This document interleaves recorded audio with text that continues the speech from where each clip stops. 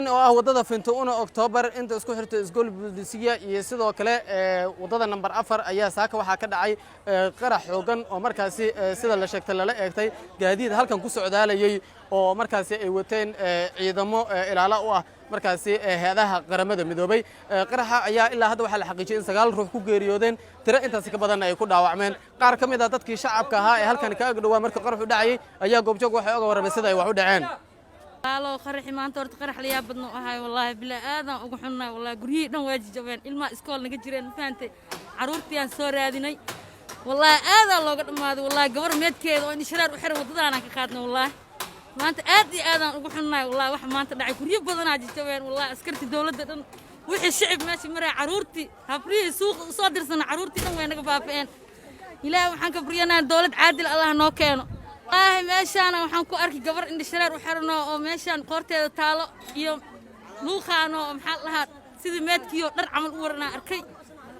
wallahi aada ugu xunnay maanta wixii maanta dhacay koodhe qarxa marta wuxuu dhacay suuxmu dhacay meesha wax ku waabay dad badan ma ku waabay haw banaato ciidanka wadanka ciidan baa meesha ku waabay oo kamid ciidanka UN-ka wallahi indhay waxay qabteen qasaar badan meesha yala kulmay anu mar hoos ciidaamada ayaan qarax la kulmay ilaahay aniga iga baadiyay dad badan meesha ku baay fadiyo dhamartay shaab qaadeen carruur badan ma soo qaaday hooyooyin badan ma soo qaaday dad badan ba soo qaaday xataa qarax uu soo gaaray xaafadaha macala arday iskuul ayuu qaraxi soo gaaray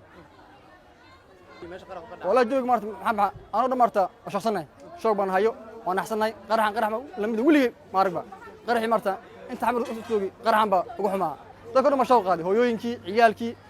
هاو بنادى مارتا مانت عيدك واحد مشى كوباي ودنك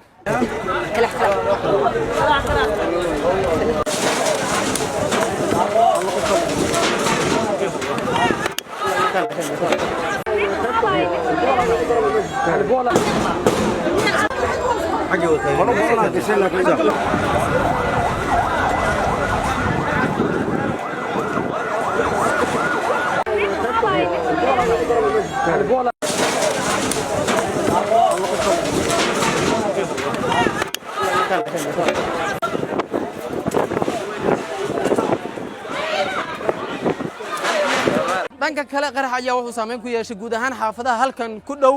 degmada Waabari waxaana halkan ku burbura xaafado badan Abdikariim Calaadan goobjoog Muqdisho